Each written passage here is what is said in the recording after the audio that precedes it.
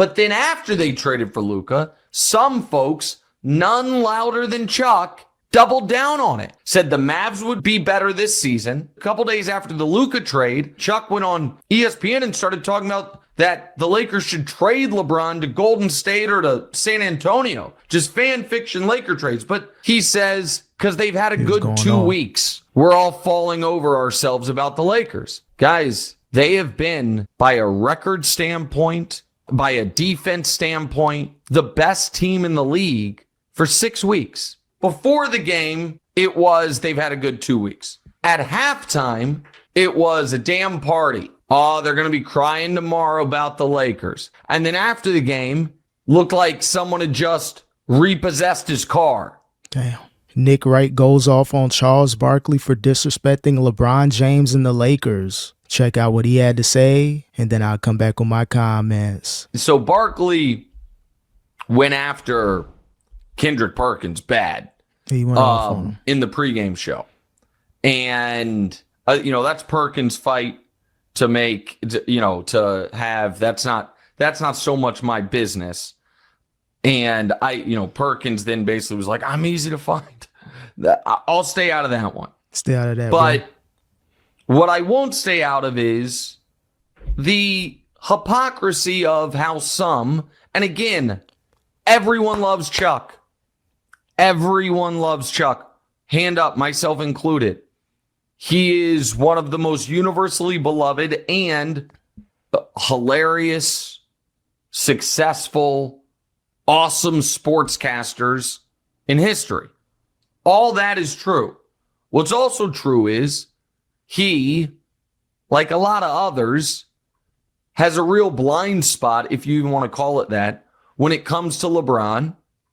And in Chuck's case, more specifically, when it comes to the Lakers. You know how Chuck is. He gonna talk his talk. He gonna talk about LeBron, but I think it's more just the media coverage. He doesn't really care about the ratings and all that stuff, even though he's great on TNT and the TNT basketball show. But he doesn't have to get ratings that way by doing the GOAT debates and all that crazy stuff. But I know Nick, he wants to stay out of the Kendrick and Charles beef. But why are you trying to, go into the Charles and LeBron beef? I get that you're with Clutch Sports, allegedly, but, stay out of everything. Just let it all play out. And I'm not some lifelong Laker fan. People can criticize me for this, but I've always been transparent about it. I'm the same high school class as LeBron. High school basketball team my senior year, we would all get together at my house and watch St. Vincent St. Mary's play because we thought it was, whenever they were on ESPN, because we thought it was so cool that guys our age were on ESPN playing. We even tried to like maybe we can run some of the plays they're running. Turns out having the 17-year-old future GOAT allowed them to run some offense we couldn't run for small Midwestern private school I went to. Neither here nor there. Yeah, you're a LeBron super fan. It is what it is. I'm a fan of, certain athletes, but you're going to ride for LeBron. You will crash out. So Charles Barkley, if you feel like Charles is disrespecting LeBron, you're going to go all out. I get it, bro. The reason I bring that up is Kansas City didn't have a basketball team. I actually grew up as a little kid, a Knicks fan, because my mom was from New York. But by the time I was in high school, I didn't really have a team. And I just said at that moment, listen, this guy on St. Vincent St. Mary's, LeBron James, he's my favorite player. And wherever he goes is where I'll go. So I have been one of those people. Who do I root for? Whichever team LeBron's on. And people laugh at that, whatever, say it's bad fandom. I don't care. What I owe the audience is honesty. Respect. Yes, I was saying he had a blind spot for the Lakers. The reason I even mentioned that is I'm not some lifelong Laker fan, but I've been a Laker fan the last 7 years since LeBron's been there. And Chuck, all year long, has said basically the Lakers are a non-story. The Lakers are... they are discussed because they're the Lakers and because the media is obsessed with LeBron and for no other reason. And listen, when the Lakers started 4-4, it's like, maybe he's going to be right. And then when they were 13-12, it's like, okay, it's probably just a mediocre team. And LeBron wasn't really The first month the season wasn't playing great. But then before they traded for Luka, the day they traded for Luka, they were 29-19. Yeah, the Lakers, they're playing much better, especially after the Luka trade. They stayed afloat, but what Charles is saying, what about the OKC? What about Cleveland? These are teams that have been consistently great since October all the way to March. The Lakers, they had a good 2-3 week run when they got Luka. So he ain't really necessarily hating on LeBron and the Lakers. I think he's just hating on mainstream media, just focusing on LA, focusing on Golden State, when you got other teams out there that have been great from the get-go. And on a nice run. And that was with Anthony Davis having been out some games. And the narrative was still, the Lakers are not to be taken seriously. Fine. They weren't a championship contender before they traded for Luka. But then after they traded for Luka, some folks, none louder than Chuck, doubled down on it. Said the Mavs would be better this season. The Lakers should consider, for as much as Chuck told ESPN for not just talking about the Lakers, couple days after the Luka trade, Chuck went on ESPN and started talking about that the Lakers should trade LeBron to Golden State or to San Antonio. Just fan fiction Laker trades. But again, set that aside. Yeah, I think he was probably trolling. Maybe he wants to see that. Maybe he thought that was a possibility. We've been hearing LeBron's name come up in trade talks for a few years now. But with the whole Luka thing, I don't think you're going to hear too much trade talks going on with LeBron leaving. Luka going to LA pretty much solidified LeBron retiring as a Laker. Doubled down that this team still was not a real threat.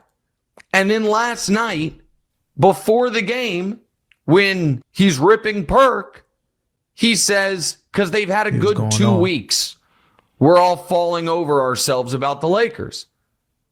Guys, they have been, by a record standpoint, by a defense standpoint, the best team in the league for 6 weeks. 2 weeks, 6 weeks, a few months, the Lakers are always going to get coverage. But it's to the point where they recently turned up over the last 2 weeks or whenever that trade happened with Luka and AD. That's when they got to the next level. And I think that's what Chuck is talking about. It ain't just 6 or 7 weeks. It's just since the Luka trade and then Jimmy going to the Warriors. So we're just focused on those two teams. And I get it. I'm in content creation. I'm going to cover the Lakers. I may cover the Warriors here and there. Those are going to be the two teams that you want to really look at and cover if you're in content. But, Chuck don't care about that. He want to talk about the teams that have been consistent throughout the season. They went from 22-18 to 40-21. They running in that stretch, beating Boston, Golden State, the Knicks, the Clippers, Golden State, Denver, Minnesota, the Clippers, the Knicks.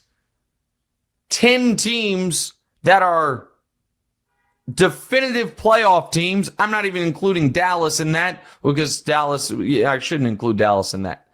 So 10 wins. Their only losses, one was to Philly, got beat badly, and then the loss right before the break against Utah was in just a brutal game for the Lakers, where Luka really struggled and LeBron really struggled, and then the unforgivable game right after the break to the Hornets. But they're 18-3 in the last 6 weeks. And so before the game, they've had a good 2 weeks. At halftime, it was a damn party. Oh, they're going to be crying tomorrow about the Lakers. And then after the game, looked like someone had just repossessed his car. Damn.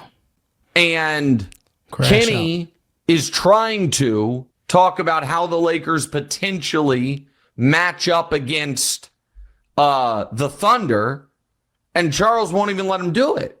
Yeah, I think the Lakers got a chance to possibly win. I'm on the bandwagon. You see the hoodie on the head. So, again, it's possible. I can see them, getting out of the first round, getting out of the second round. Third round may be difficult, depending on who they're going to play. I think they can possibly beat the Denver Nuggets, no matter which round they play them. I think they got that much better, and teams haven't really increased their play. So I wouldn't be surprised if the Lakers win a championship this season. Charles, like, well, they got to get there. And that is true. They got to get there. But it is pretty common practice to talk about how the 1 seed and the 2 seed would match up in the conference finals. And folks can have wanted this to not work. Folks can have just been loud and wrong. Again, got to be fair here, even though I love him. As Chuck was the loudest and wrongest about Luka and LeBron fitting together. Everyone's wrong on stuff. I said Jason Tatum was the 5th best player in his draft class. Like, people are, and that's just one of 100. But to, in the face of being that wrong, to not give an inch and to just keep moving the goalposts, it's transparent. Well, it happens in media every day. Charles, he going to be stuck in his ways. He going to be bullheaded. He not going to admit he's completely wrong. Maybe he'll admit at the end of the season, depending on the success the Lakers have in the playoffs. But it is what it is with Chuck. He always going to feel a certain way about L.A. May have a beef with LeBron James no one knows about. Or it could just be the media coverage. And people do start to wonder why. I understood you say, and one other thing I got to say. Chuck being like, we need to talk more about the Thunder and the Cavs. That's probably a fair point. They should. It's a weird messenger. Does anyone really think that he's watching a ton of Thunder and Cavs? Like, does one of the reasons everybody loves him is because things like who he play for are so hilarious? Does anyone really think he's naming more than 4 Thunder or Cavs? It feels disingenuous. That could be true. Maybe he doesn't watch the Cleveland Cavaliers or the OKC Thunder, but he just respects, the great play of each team. And it's on, people in mainstream media, people that's covering the sport, talk about other teams as well. Of course, you talk about LA, you're going to get views. You talk about LeBron and Bronny, you know who to talk about in order to drive people to your website, to your page. But it's on everybody to really talk about everything. You can talk about more teams than LA. It's a lot of great teams in the NBA, so it's on everybody to do so. Because the other thing Chuck did was rip anybody who's engaging in the LeBron Jordan debate. That debate need to be You guys over. have noticed, right? You guys have noticed how much ground has been ceded to where now people are just like, I don't want to have the fight anymore. No. Let's just, you know what? They're both great. Not that long ago, from these same exact people, this is what you heard. LeBron versus Michael. When did LeBron pass Kobe? All right. 5-4. Wait, you guys are putting him against Michael. When did he pass Kobe? Fair argument. You heard that. Then a little time passed and it became this. Listen, now it's hating on LeBron to call him the 2nd greatest player ever. Yes, we all know he's the 2nd greatest player ever, but he's no Michael Jordan. And now 2 different things have happened. One is this. You know what? Let's just not have the argument anymore. They're both great. It's too hard to parse. Let's just agree to disagree. That's happening. And the other thing that started with the Steph conversation is trying to muddy everybody's a GOAT. Steph's a GOAT. Kobe's a GOAT. LeBron's a GOAT. Kareem's a GOAT. Michael's a GOAT. They're all GOATs. They know they've lost the argument. And so they're trying to say, now that I lost the argument's dumb. And in fact, everybody's a winner in it. We see what you're doing. Yeah, I think the whole LeBron versus Jordan, I think that debate is stale now. They've been having it for 20 plus years now. It could be a lot of GOATs in the NBA. Steph is playing good. KD's playing good. You got a lot of players over the last few years that are good that you can possibly put in a conversation on being a top 5 or top 10 player. But the whole LeBron and Jordan thing, I think people are tired of it. You got people like Kai Cenat going at Stephen A. Smith. Now you got other people that don't really know too much about basketball that are having these debates. So I think it's just more of an entertainment factor, and people don't want to hear it no more. They want to hear other type of debates, other type of narratives. So you may hear Steph Curry being in that GOAT conversation. You may hear Kobe being better than LeBron. So what Nick is saying, could be true. Maybe people don't want to see LeBron get closer to Jordan, so they want to end the debate. On my side, it's just I'm tired of hearing that debate personally. So it is what it is. But Nick Wright crashing out on Charles Barkley, he will defend LeBron James at all costs.